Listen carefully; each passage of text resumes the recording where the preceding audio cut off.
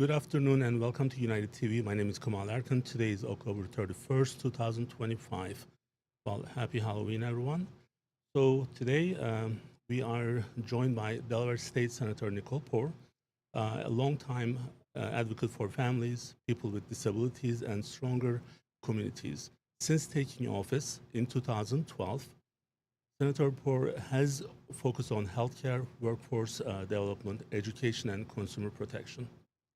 In this session, we will discuss how policy translates into practice, explore Delaware's current priorities, and learn what drives her continued public service. So she's going to join us. She's in the studio right now. How are you doing? I'm well, thank you. Thank you for having me. So I think we'll get to in a couple of seconds. Yep, right, you are right there. So I'm going to move this one on the way. That's probably why he was not happy with me. So we'll cut these because it's live, and then we clean up later on. So we served at the Brandywine Valley SPCA together. We still do in different boards. And in time, I get to know you, and you are one of those people in politics that I feel like there are 3-4 of you. Not, I can't. I mean, I always try to be honest. I can't say for everyone, but there are 3-4 people are always special, and you are one of those people. And having you in the studio is great. We are almost 187,000 subscribers right now. We may be one of the Delaware's most watched YouTube channel. And we want to make sure that this is your time. It's all about you, and I have some questions, and anything you want to actually share with us would be fine. And I want to start with your strong interest in disability advocacy, stemming from your personal family to real life. So you have spoken about your son.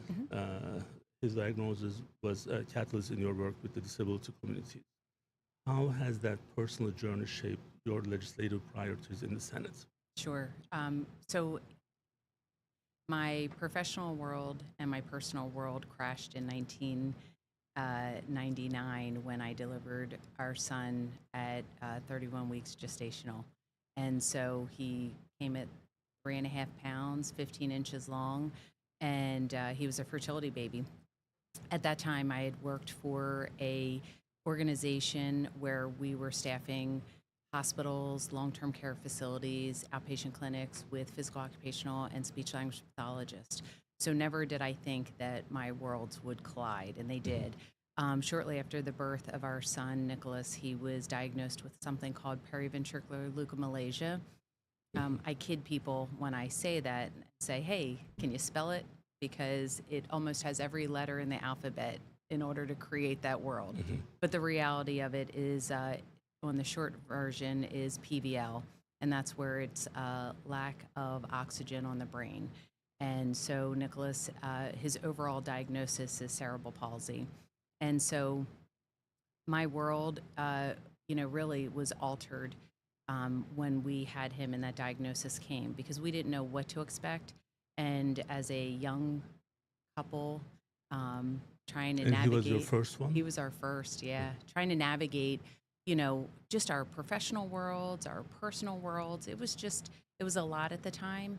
And so we went through a lot of therapy sessions with Nicholas, and with periventricular leukomalacia, it can be super severe to some minor difficulties with cerebral palsy. But for us, as Nicholas has aged, the disability is pretty severe.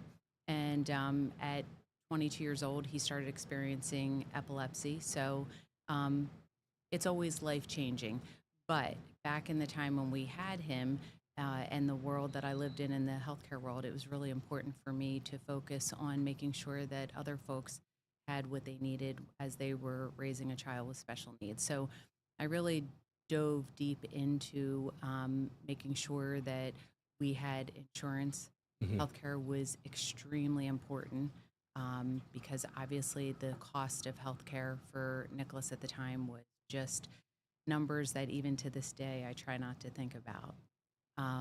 And, you know, in my district, I was getting calls way before I was a senator asking how to navigate the insurance system. How do you get a letter of medical necessity? What are the things that you need to do to get extra physical therapy? And so it became a passion of mine, again, just not in the professional world, but also in our personal world. And I think one of the issues with pediatric population is, especially with these random or like less common disease, there are not so many examples. So the physicians probably don't have a lot of studies to see how this can be actually, work better. So like the plan of action after the assessment, the plans of the diagnosis. Are, when the limited studies are there, when we talk about the adults, so then there are so many different studies. With the kids, you don't have that, and that limits what doctors can do. Yeah. Back back then, I mean, it's been 26 years now. Yeah, We 27. had something, and we still have it. It's called Child Watch. And, you know, when you have a traumatic brain injury, PVL would be considered a traumatic brain injury. You want to do intense rehab. You Hmm. want to make sure that you are, you know, constantly fueling the brain, hopefully connecting speech therapy services. A funny little side story is, um, you know, obviously when you're a mom, the goal is to have your child call you mom. And it was probably Nick was about 4.5, 5, and I couldn't figure out why he wasn't drinking milk anymore. Hmm. And it was because we had learned a technique from a speech therapist of chewing on Twizzlers. Mhm. And so, you know, you're crunching down. It also allows you to bring your lips together to make the M sound. And so, what I didn't know was my dad was taking Coca Cola in a Twizzler and putting it in Nick's mouth so he would close his mouth. So, not Mm. only was he eating a Twizzler, but on top of it, he was drinking Coca Cola. But my dad to this day was like, he said, Mom. And so that was the biggest win for all of us, especially me. So you figure out ways to adapt. You figure out ways to your loved one who has the disability, how to fit them into the typical world, and how you also fit into their world. And one of the other things I think it's important, uh, these things, when you don't have good support from a family, of course, is one thing. What you can do, immediate family and the maybe extended family, fine. But they are not going to be enough. And then this is where sometimes we need help from the state. So Medicaid comes in to help in Absolutely. some situations, but also some services. Like, for example, one of my physicians, they do have a child with severe uh, mental disorder, and he had to stay in a group home, and some benefits were, I think, maybe not going to be available with these changes that's happening. What we don't realize until it just happens, um, we don't understand how important these things are. So if you don't have anyone in your life who's having these types of issues, um, we think that these issues are not happening. And when we talk about these cuts and going through these fund withdrawals, then we are thinking that this is not going to impact anyone. But it is the truth is it does. Oh, absolutely. And Absolutely. so I think for people to understand, um, this doesn't have to be someone who's in your family necessarily, but this is anyone who's in society. We just need to make sure that there are enough resources available, and material wise, but also mentally. And there's those institutions, group homes are extremely important. And I'm not speaking directly for your son's situation, but overall, with others who cannot actually stay home, like this physician that I'm talking about, they are both husband and wife are physicians. They have two kids. One of them is in finishing his residency, Mhm. going to be a doctor, but the other one was not as lucky. And Now they want to be able to serve the society, but then one of them has to stay home if we don't have these resources. So I think people should be more open-minded and then make sure that these resources are in the right place and in a timely manner. So, I think also, that's a great point that you're making. First of all, it's really hard when, let me say it this way, a disability doesn't have to start at birth. It can happen at any time in someone's life, right? Someone could have a stroke, they could have a cardiac event that then leaves them with lack of oxygen, that promotes a whole host of other issues. So at any given point, you could be in a situation that you certainly need services.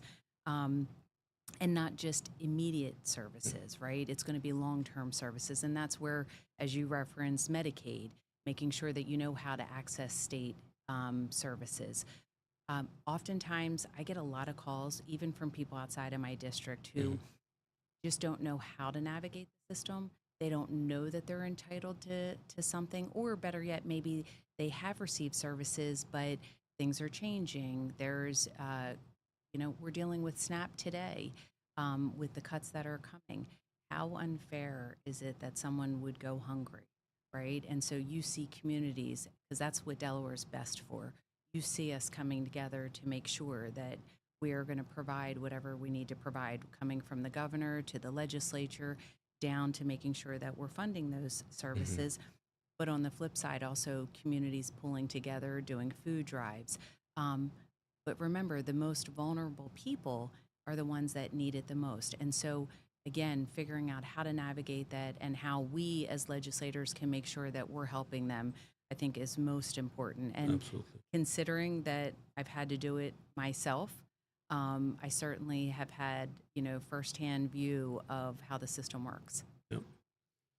So it's been since 2012. You are serving in the District 12 in Delaware, and I know there are a lot of issues these days in politics. Maybe this is one of those times.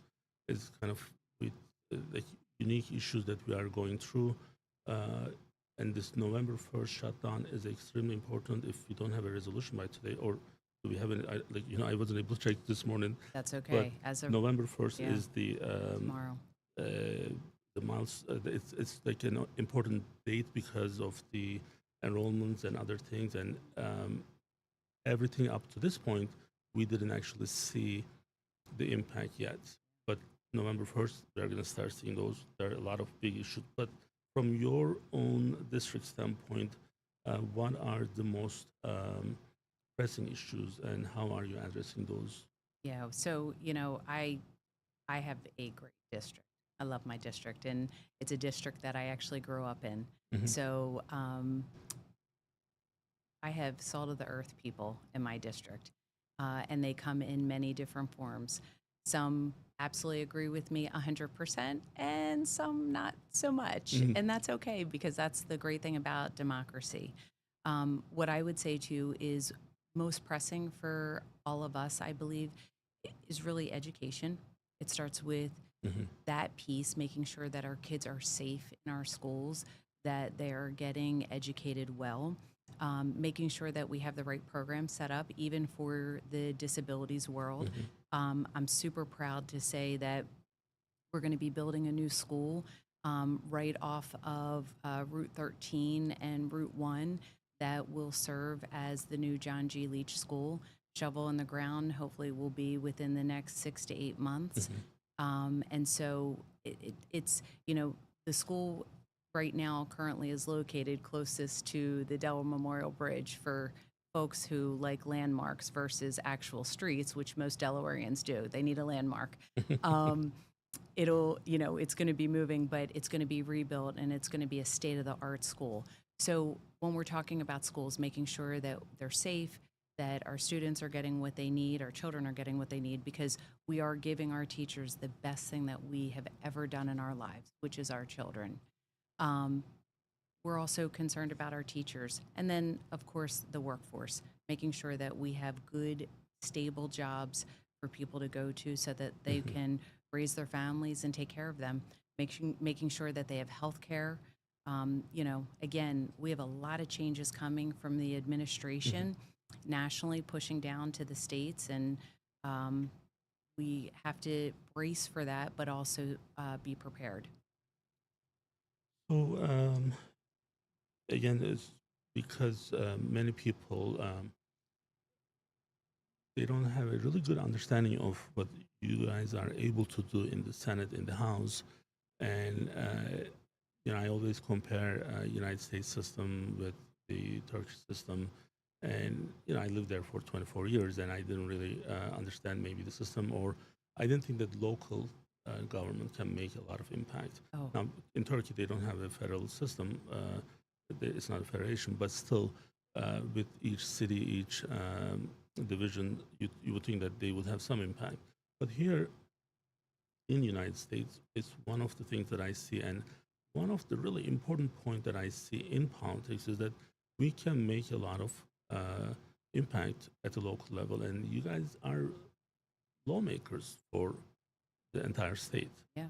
And since we start doing these YouTube events, I actually even have a better understanding of how much you guys can do, and this is really important. And I think the role sometimes some people they really don't understand, what can be done at the local level, but a lot of things are done at the local level, Yes. state level. What I mean. Now you have focus on healthcare.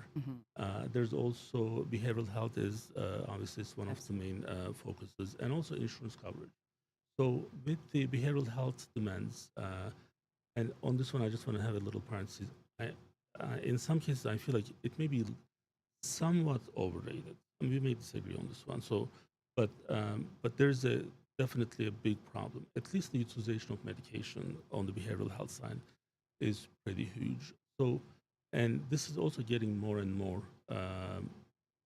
We see more people, and then there's a really high demand on the behavioral health side. So, what steps is Delaware taking under your leadership to improve the behavioral health access and the outcomes? So we have obviously passed legislation to make sure that we have a behavioral health fund. Ironically, I've been sitting with a lot of teachers in my district to talk about some of the challenges that they're facing. And I think one of the biggest things that we find with our psychologists in the schools and our counselors in the schools is teaching our kids how to have coping mechanisms, right? Some of the best way of coping is actually getting outside, right? Recess. It's a great way to restart some of the anxieties that students are feeling, right? And so we've had a lot of conversations about what the school day looks like and the things that we can do. I'm hoping that in the next year we'll be talking about legislation of how we can adapt some of those, some of the feedback that we're hearing from the teachers. I think what's most important for all of us is that it's not necessarily hearing from the high level, but it's hearing, or the leadership, it's hearing from the people that are boots on the ground. What are they saying? What are the things that they need in order to implement some of these changes in behavioral health? I don't, very similar to what I say all the time is that you can't legislate yourself out of everything, right? It has to be compromise. It has to be conversation. It's the same way. You can't medicate yourself out of everything. And certainly when it's needed, it should be used. But at the same time, we have to go back to some basics of being able to teach our students and our kids how to have basic coping skills. And one of the things from United Medical ACO standpoint, it's been a while now that we have now two behavioral health specialists on the social worker side. So That's two awesome. social workers. So we have the accredited diabetes center with 5 dietitians, but what social workers are able to do with the care that we are trying to deliver is amazing. So there's this, not everyone needs everything at the same level. Right. So some are going to need certain things more than others. Absolutely. So this is the social determinant of health. So then we have, I always give this example. Like, actually yesterday in the case conference, one of the Medicare patients with disabilities, one of our nurses says, well, patient needs to see the endocrinologist, and there's also they need to go. And then she also mentioned that person's homeless. Oh, wow. And I said, Yeah. look, I mean, this guy needs to find a place to live Yes. first. I can just tell the guy, hey, you need to get your colonoscopy done. I don't care where you live. So this is not going to work. So then, and then this is why we actually have at United Medical ACO have a really great understanding of what patients need. So that's why we actually have a lot of additional people in different specialties, dietitians, nutritionists, social workers, nurses, our care managers. And we also work with the insurance companies with their care managers. And there are several different meetings on a regular basis to make sure that patient has a good position with the financial issues, with the social issues, with the understanding. In some cases, we have a lot of patients, they don't really understand what instructions being given.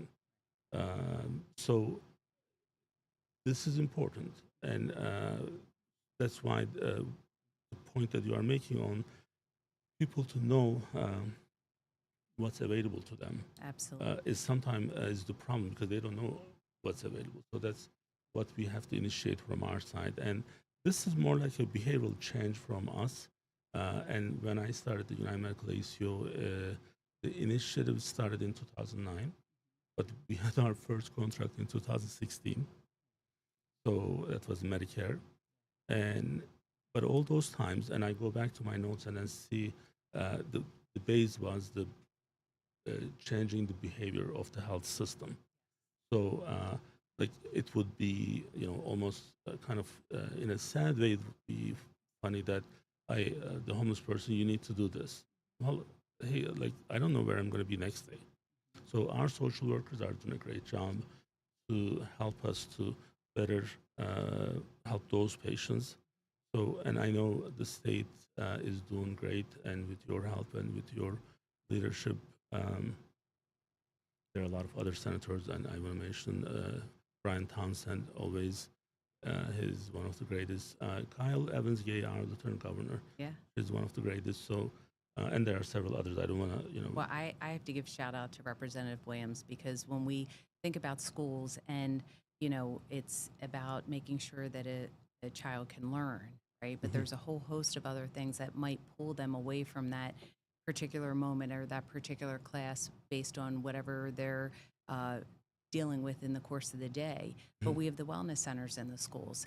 And so if you're a family who is working 2 different jobs or whatever may pull you away that you can't get your child to a doctor, you have the ability to access it at school. And so, this is a great option for families. And Representative Williams, is chair of the Joint Finance on the House side. Prior to her even being the chair, she was forward thinking and making sure that we were opening these up in different schools to give students the ability to not only get educated but also have a learning lesson on healthcare and taking care of themselves. So it's, I think collectively we all do the very best that we can do. We don't know what we don't know until you're talking to people in your district and they're explaining to you where they are winning and then where they're also lacking. And so it's for us to go in and say, okay, here's the resources and these are the things that we can do for you to help you get to that next level. So you are also chairing a lot of committees, and there are a lot of them that you are the vice chair. These are related to the capital improvement, labor, and health and social services, Yes. obviously. So when, how does your committee work on capital improvement translate into the benefits for local communities? Sure. And can you share any recent initiative that has a particular significance for you that you are proud of? Yeah, so I love being on the capital improvements committee. It's because you know why? It's everyone's dream. You get to build, right? That's exactly what happens. So right now we have a project, Hudson Votech School as an example. There was a lot of investment in that school. You got the John G. Leach School. Obviously, not only building these new schools, we're putting people to work as well. And one of the great things, as an example for Hudson Tech, we've actually used some of the students to help build that school. I mean, talk about, just the opportunity for a student not only to have hands-on lessons, but also that they are the creator of the next, 100 years of students going to school at the Hudson Tech School. So I encourage everyone, please take a tour. Talk to the superintendent, Joe Jones. They've done an outstanding job. Very excited about that. Same thing with Colonial, with building the John G. Leach School. It's just, they're the things that we get to do under the bond committee. We're looking at opportunities, and not only just for the schools, but other businesses in the state. If there is a nonprofit that is looking to, replace their roof, or they have some fundamental issue related to brick and mortar, then we want to make sure that we're able to help them so that way they can go do the good work that they do in their nonprofit.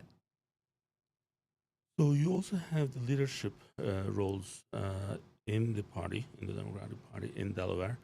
So you were the majority leader. I was, in yeah, yes. 2019-20 yes, timeframe. yes.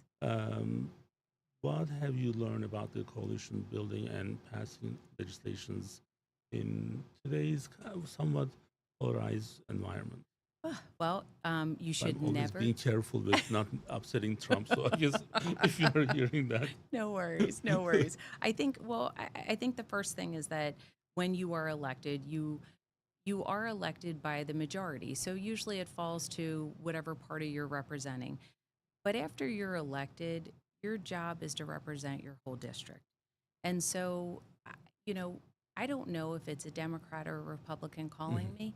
My job is to make sure that I offer them whatever services that they need, or maybe it's that I need to hear why a piece of legislation is good or maybe not good, pertaining to what their opinion is. Sure. More importantly, coming from the business world, spending more than 25 years in the business world, whether it was a healthcare company, from startup to a Fortune 500 company, there's always compromise. And I know that sometimes that sounds like a dirty word. It's not a dirty word. It's not.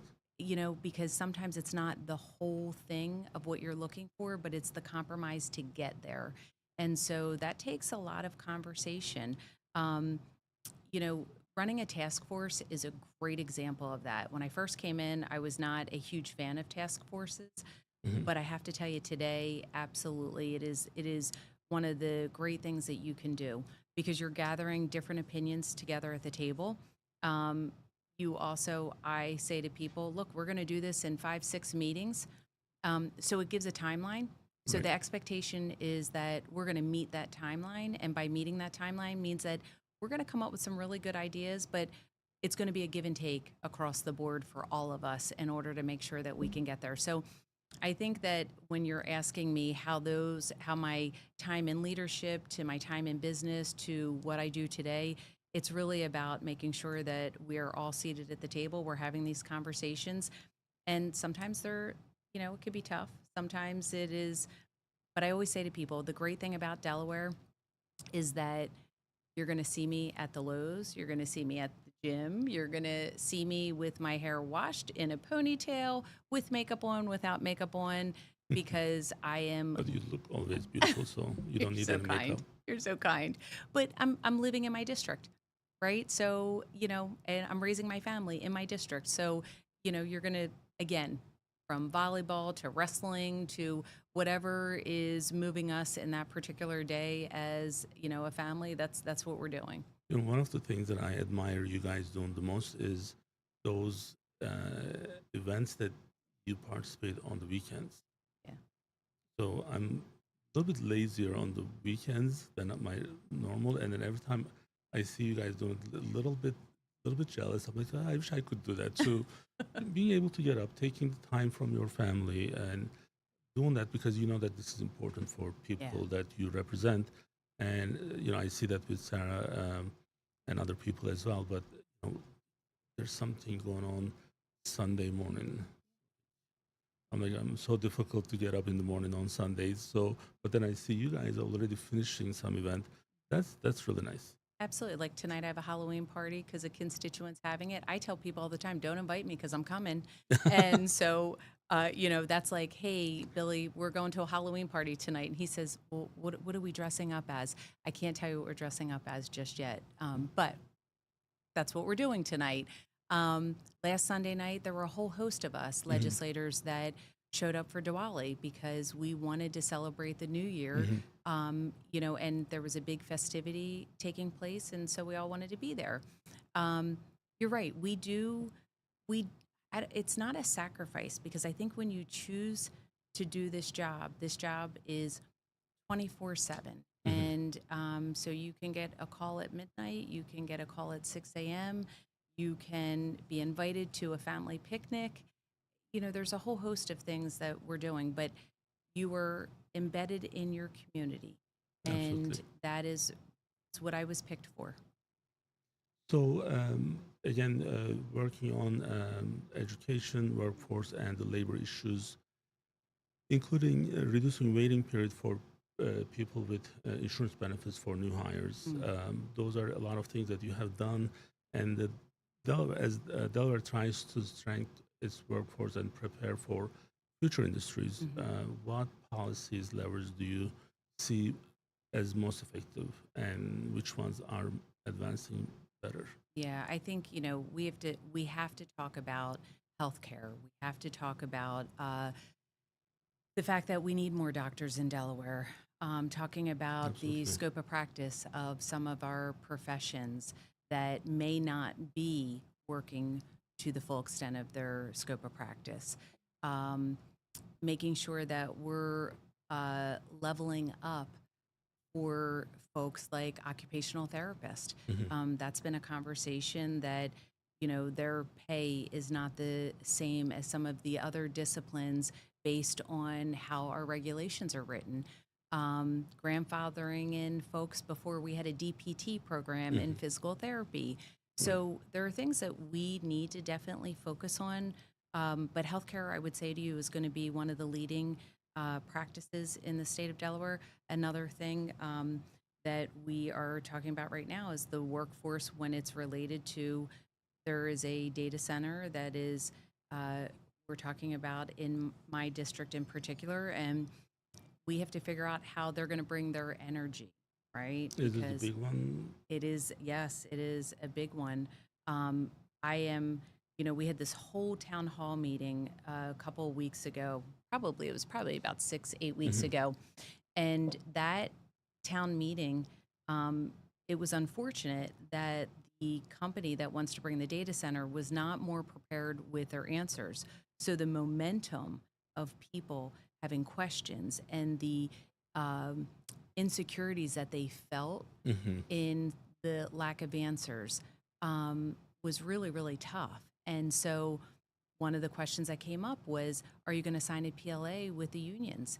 And they couldn't answer that question. So it's taken this amount of time, a lot of conversation, and just recently a PLA was signed. And so we know that it would be definitely a workforce build out, and Right. it would be fantastic. However, we have to also make sure that we are not being naive and we are not being ignorant to the fact that we have an energy issue in the state of Delaware. And because of that, we need, if anyone's going to build a data center, you need to come with your own energy. You can't sacrifice the Existing ones. exactly. Right. Can't sacrifice the people that are living in the surrounding areas. Absolutely. And of course, we want new business coming in, Absolutely, yes. investments. It's going to be helping the communities, but the help on the infrastructure and not taking anything away from what we already have. And this should be additional stuff, not like sharing what we already have. So I definitely understand where you're coming from. So consumer protection and cost transparency is one of the other things that you do a lot of work with. In today's economy, consumer face many hidden costs and the fees. What consumer protection measures have you helped to pass, and what gaps still remains? Yeah. So that's a great question. This is great segue into saying how we work with our constituents, right? So there is a gentleman. I'll leave him nameless, but if he watches, he'll know it's him. Um, he's a business owner, and during COVID, he called up and he said, "Oh my God, I can't get out of this contract. This is like so painful." And I've tried calling, and of course, at the time, you couldn't go see people in person, Mhm. and so we got talking about the evergreen contracts and the way to get out of an evergreen contract. I worked with the AG's office, one of the DAGs, Marion Quirk, who was fantastic, and worked with the constituent, worked with the legislature and the colleagues, and we created an evergreen law that you have to have an easy, accessible way to get out of a contract. And someone can't keep you in it forever because you didn't read the fine line of how to cancel, or you have to come in person to cancel that. So that's an example of, again, hearing your constituents, understanding what the problem is, Mhm. and then across the board knowing that it's not just going to help my district, but it's going to help everyone's district in a situation like this. So you have, like, with everything that you have said today, and then what I know already, you have a very close tie to the local community, and uh, you were in healthcare I when you was, yes. started. So, given your background in business and workforce services, how does the experience inform your approach to public service and policy making? Yeah. It goes back to, again, hearing, talking to individuals, whether it's a restaurant, which we know our restaurant industry, oh my goodness, is really, really struggling today. And to all of my restaurant owners out there, thank you so much for putting food on the table. Thank you so much for everything that you do for employing so many people. Hmm. Um, they do a tremendous job. And so if you have the opportunity to go out, whether it's from pizza to a steak, please go out and see our restaurant owners and eat their food, because that industry, so many people work in it. And so, I have people that will call me and say, I'm having difficulty because I might not have filled out the application correctly for the alcohol commissioner, um, who we have a phenomenal alcohol commissioner, Jackie Meta. She is fantastic. And Hmm. so it's easily a call to say, what can I do to help this constituent or this business owner? And her team works beautifully with people to help them. I mean, obviously, you have to follow the regulations, you have to follow the process, Right. but her team is so good at helping people to get to that final stage. But it's really about, again, communication, working with different groups, also not being afraid that there could be pushback, Hmm. right? And that, again, goes back to democracy. Not everybody is going to like your idea. Not everybody is going Hmm. to want to be a part of your idea. Right. And that even goes back to talking about leadership. You have to know how to count because you need to pass the bills. Um, but you also need to know that you should never uh, count on someone's vote just because they are a part of your party. They have a district to represent, and if that bill could be harmful to their district, they may need to vote against the bill. And so we have to give grace not only to our one another, our colleagues, but we also have to give grace to different areas in the state of Delaware. Um, but again, if you continue to have Hmm. the conversation, if you don't cut it off, you continue to bring different opinions to the table, you'll get to where you need to be. And I think people really need to, that's one of the points that I was trying to make earlier. They really need to understand what uh, their state elected officials are able to do, and therefore they need to pay attention. So, one of the, uh, you know, I don't know how many different state elected officials that we had, probably more than 20, I would say. Some of them came multiple times. Uh, one of the one that I remember is with this assisted suicide. There's a nicer name of it, but I don't like the nicer name. And I told this was who was the sponsor? I don't. It will come to me. It's Bob. Was Bob or uh, maybe someone will text me the name while I'm telling you what it is. And he's a CPA, Okay. one of our state officials. So, and I'm like, why are you like? What motivated you to do this one? And then, do you really have a good understanding of the healthcare side of this? And then I said, look, I mean, if this is going to go through, like at least come and talk to our doctors. Right. So I did a survey on our doctors and then see if they would be willing to um, prescribe this medication. Um, most, I would say, 70%. Not all said no, but 70% they don't know what they would do yet, Okay. and that's why you know myself, my team, we always reach out to you guys to make sure that there's a primary care bill. Like Brian Townsend is he's doing an amazing job with that, and but if we don't spend the time and we don't take the time and understand what's happening versus understanding and also providing feedback and providing some real life examples and in some ways educate them too, because look, I mean, we serve 115,000 patients at the primary care level in Delaware. Right. Competing with the giants like Christiana and Bay Health and the others. And we know what's happening in the outpatient setting. So if you are going to help the primary care providers, it starts with us because we are the primary care. So I put that office right in front of this one in the middle of the city, and everyone was like, "What the hell are you doing?" I'm like, "No, I have a good vision for this place." And it turned out to be one of the good locations for us. And but also we have, you just mentioned earlier, physician shortage, provider shortage altogether, uh, qualified providers. Like not everyone is going to be okay. Sure. So all these things only can, we can do better if everyone kind of does what they need to do on their part. So we can just expect everything from you. If I don't read what you have done, and then just criticize the outcome, then I didn't do my part. Right. So I'm going to actually go to my next one. This is not how I plan normally, but this is one of them where, with this Senate Bill 174, animal abuse, animal cruelty, and you are the main sponsor. Yes. We have a co-sponsor on that. Yes.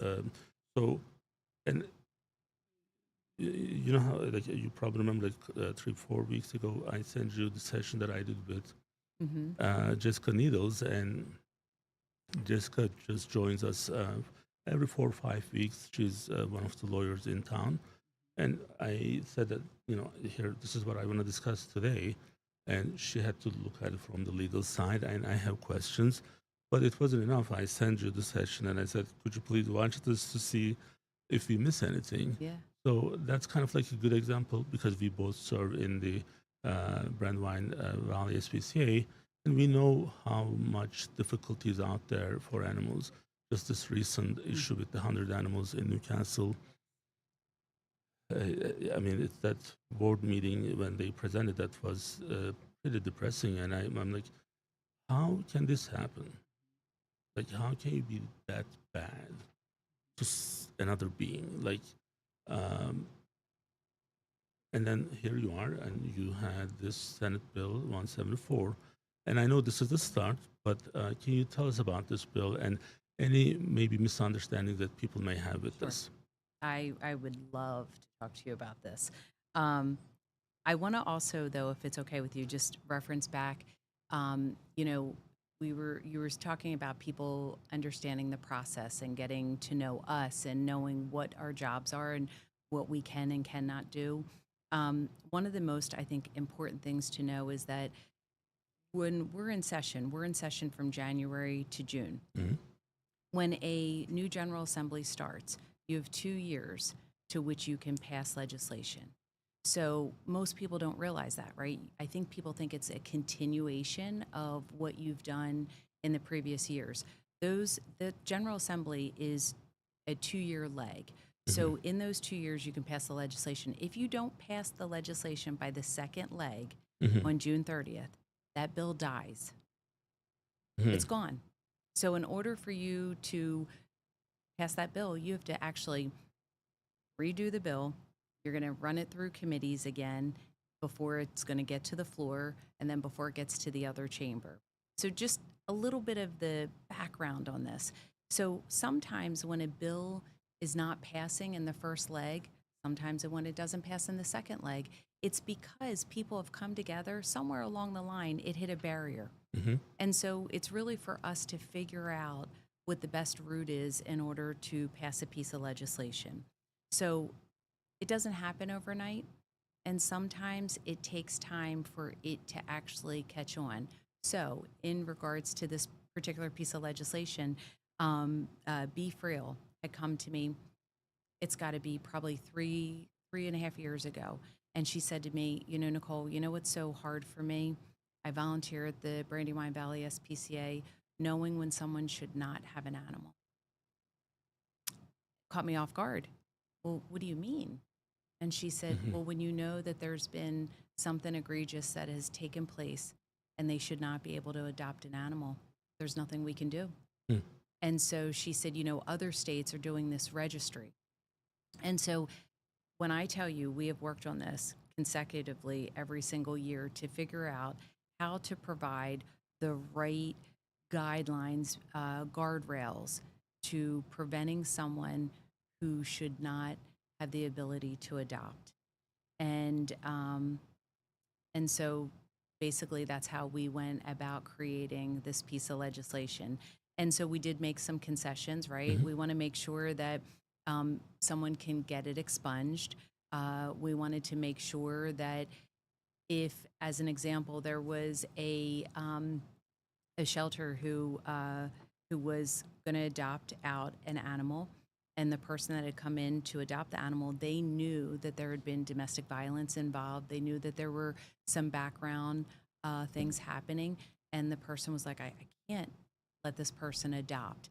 And so they were the stories that we were taking in order to create this piece of legislation. And so, you know, if you have a misdemeanor, you can have it expunged in half the time. So you can start in for that expungement early on. If you have a felony, you have 7 years before you can get it expunged. So we did make some concessions on this, but really most people love their animals as much as they love their children, if not more. Some people might love them a little more. I can't do the comparison because I don't have kids, but I think I love my dog Joshua more than anything. Absolutely. And Buddy was the same. Buddy was the reason that I got involved with Yes. a friend of mine. Yes. So And so people are passionate about their animals, and you know, and so we want to make sure we want people to adopt. Zal is the same way too. He's a big dog lover, so like they have several of them at some point. Right. I mean, we want people to adopt. We just want you to be kind and caring and love your animal just as much as, you know, the next person, but not abuse your animal. Absolutely. And I really do appreciate that because being directly involved firsthand and just going through a lot of issues, reviewing a lot of issues, and taking the responsible position to make sure that reasonable, responsible. It's not easy, and when the law helps the organizations to better position themselves with those issues, it's important. And I think your work will be always remembered by people. They just, you know, you don't have to agree or disagree, but I don't think in some places that I was in, they didn't give you like enough credit for this. Like if you are not the sponsor of this bill, you are the sponsor of this bill. Just signing this doesn't grant you the ownership of it because you did the whole work, and I know that. So I know you don't probably want to say anything on this now. I'm actually done with my questions, but I do have, if you are comfortable, I don't want. It's not about Delaware. So, New York mayor election. Zahran Mahtani, what's your take on him? Like, is that being handled right by Democrats? Like, just your opinion. Like, you know, before the primaries, of course, everything is a fair game. But on this one, I think things kind of got out of control. Hmm. Uh, at least what I have seen. I don't have any connection to him. Uh, I don't know if I would fully support him. I Hmm. have. I'm more. I mean, this. I'm closer to the middle, especially with financial issues. Uh, what's your take with what's happening? He's going to be the mayor, most likely, right? I, I mean, it only takes one vote to not win. mhm, So I think, anything could happen. My take on this is that I think social media plays mhm, such a significant role in not only people's personal but professional lives. And I think that we have lost some levels of integrity when people are out there posting. mhm, They might take a line of something of truth, and then it just kind of it doesn't. There's no fact checking on a regular basis. mhm, Um, so I think that his time in campaigning, a lot of it is controlled by the social media mhm. and the messaging that is getting out there. So, but I hope and pray that all the New Yorkers that have an opportunity to vote go out and vote. I hope they do their research. Do not rely on one stream of social media or any type of media. You know what? Do your research. Go to both sides. Find out what the Right. positives and the negatives are, right? We are not perfect human beings. We're just not. But we are just No like one is anyone perfect. Yeah. else. And so, but when we choose to do this job, you should do it and you should love it. And if you don't love it, then you shouldn't do it. You shouldn't do it because you think it's a popularity contest or because you get to read your next press release. You should be doing it because you do want to serve the general public. So, I pray that the people in New York City, they come out, they are well informed, and they make a formidable decision on who they want to serve them. So with the social media one, maybe we'll discuss this at some other time. But I just want to mention this to you. And I talked to Sarah McBride to see if she would be willing to start a bill on this. I think what I believe in, because social media is the reality of our real life. Like it's what's happening today. Hmm. Sure. So you should have one account, and that should be tied into your social security so we know who this person is. So if there's this, person who's egg shaped and then some weird name with 10,000 followers, shouldn't be allowed. We Right. should know who's who. So then that would put some accountability Sure. because it's going to be too late before we do that if we don't act on it. Because like I shouldn't have more than one X account or one more than one Facebook account. The business should have one business account tied into their tax ID. So because the law actually is kind of helping us to manage real life. Like real life is our one-to-one interactions, and what you do directly to me, it has to be you in order for me to be insulted by that. And then however I answer you would be me as just going after my opinions. But on social media, everything is designed for real life, and social media is not supported with the law that we have today. So now, you know, I can be like 25,000 Kemal out there doing things, and it's happening today. And that really needs to stop, in my opinion, because the elections are going to be impacted with this. Other opinions in public is going to be impacted by this. The other thing that with the AI, how advanced AI is getting now, every time I watch some video that looks a little bit not normal, unreal, I'm like, okay, so let's just not take anything, let's not make anything out of it. This may not be real. So Sure. that's where we live in. So that's why the accountability has to be on the user. But right now, we don't know who they Sure. are. Absolutely. And, I mean, as an elected official, uh, with some of the issues that have taken place, right? The senator and rep who were both shot, their spouses shot.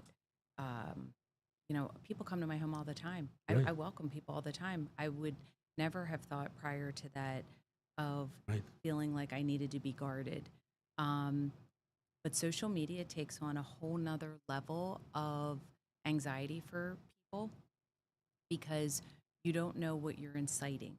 Mhm. And so if someone is putting a message out about you that's not actually factual, there might be someone else that's reading it and they believe it.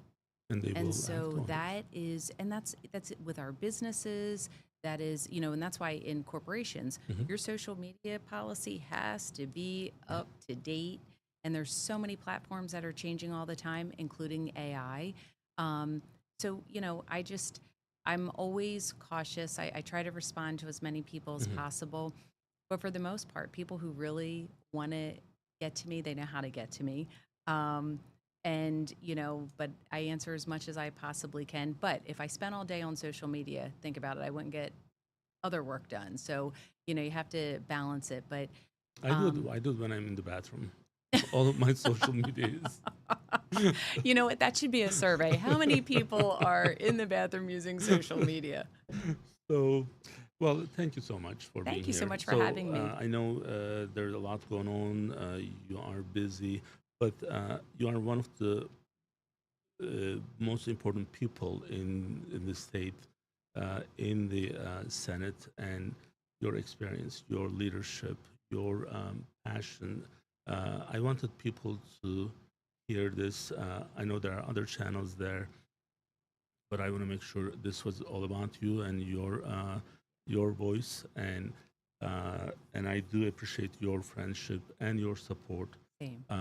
And hopefully we'll have you again. Now, one thing that I honestly I really didn't look at this one. Are you up for I am. 2026? Yeah, All right. 2026. Well, then people need to support our Nicole Poore in 2026. Definitely will be there to support. Um, so, and I know you are going to do great. So, thank you for joining us. Thank you. And for those who were watching us, we'll be back with Dr. Ergao at 3 p.m., which is coming up. And then we'll be back next week with another episode. Until then, please stay united. Bye bye.